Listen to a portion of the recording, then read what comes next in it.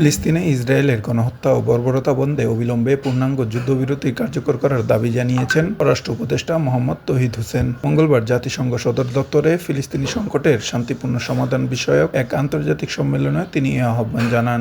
New ইয়র্কে জাতিসংঘে বাংলাদেশ স্থায়ী মিশনের পাঠানো এক বিজ্ঞপ্তিতে এ তথ্য জানানো হয়।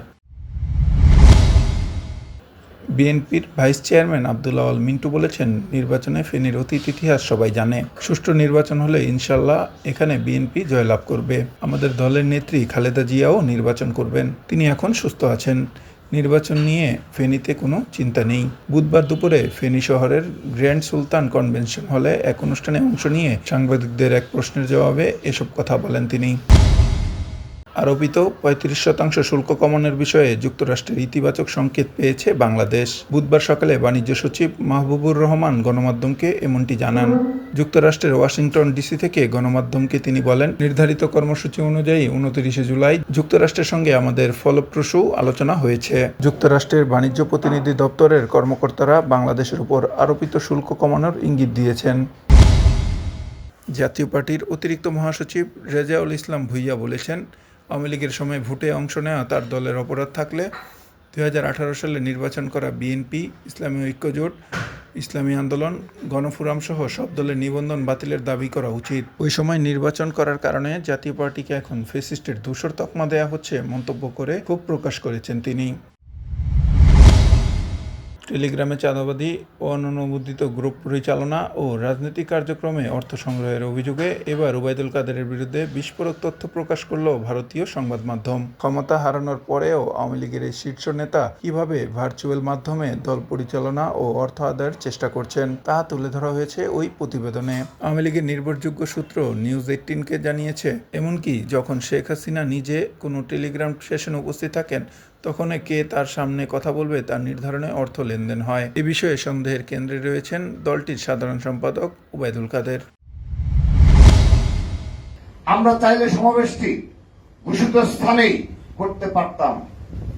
আমাদের সকল প্রস্তুতি ছিল, আমাদের সেই ধরনের সাংগঠনিক প্রস্তুতি সম্পন্ন হয়েছে, কিন্তু আমরা কাটার পরিবর্তে ফুল দিলাম। আমরা উস্কানির বিপরীতে শান্তি ও সহাবস্থানের বার্তা দিলাম। আমরা মনে করি আমরা অকারণ উত্তেজনা ছড়ানোর বদলে উদারতার অনন্য দৃষ্টান্ত স্থাপন করলাম। আমরা মনে করি এই ঘটনা বাংলাদেশের ছাত্র রাজনীতির ইতিহাসে শান্তি, সম্প্রীতি, উদারতা ও সৌহার্দ্যের অনন্য নজির হয়ে থাকবে। যারা সফল অভ্যুত্থানের পর অভ্যুত্থানের একক মালিক হয়ে উঠতে চাইছেন, আশা করি এই উদারতার পর তারা নিজেদের সম্বিত ফিরে পাবেন এবং সঠিক ও সুস্থ ধারায় নিজেদের রাজনৈতিক কার্যক্রম পরিচালনা করবেন। অন্য সকল মত ও পথের প্রতি ন্যূনতম শ্রদ্ধা পোষণ করবেন। সকল বিষয়ে হঠকারিতার রাস্তা পরিত্যাগ করবেন। আজকের মেসেজ খুবই পরিষ্কার। আমরা আগামী দিনে দেশের শিক্ষাঙ্গনগুলোতে ইতিবাচক ধারার গণতান্ত্রিক, শান্তিপূর্ণ সহাবস্থানের, পরস্পর শ্রদ্ধাপূর্ণ, সৌহার্দ্যমূলক, পলিসি নির্ভর ছাত্র রাজনীতি করতে চাই। এই পথে উদারতা ও পরম সহিষ্ণুতাই হবে বাংলাদেশ জাতীয়তাবাদী ধারার রাজনীতি শক্তির পাথেয়। বঙ্গোপসাগরে গতকাল মঙ্গলবার দিবাগত রাতে 4টি ভূমিকম্প হয়েছে। যুক্তরাষ্ট্রের ভূতাত্ত্বিক জরিপ সংস্থার বরাতে আজ বুধবার সকালে বিবিসি বাংলার এক প্রতিবেদনে এই তথ্য জানানো হয়। ইউএসজিএস জানিয়েছে, প্রথম ভূমিকম্পটি হয়েছে মঙ্গলবার রাত 10:45 নাগাদ আন্দামানের পোর্ট ব্লেয়ার থেকে 275 কিলোমিটার দূরে 10 সমুদ্রতলের 10 কিলোমিটার গভীরে। সেটি ছিল 5 মাত্রার ভূমিকম্প। এরপর কাছাকাছি এলাকায় 5, 4.9 ও 4.6 মাত্রার আরও 3টি ভূমিকম্প হয়েছে। 1.5 ঘন্টার সময়ের মধ্যে এসব ভূমিকম্প ঘটে।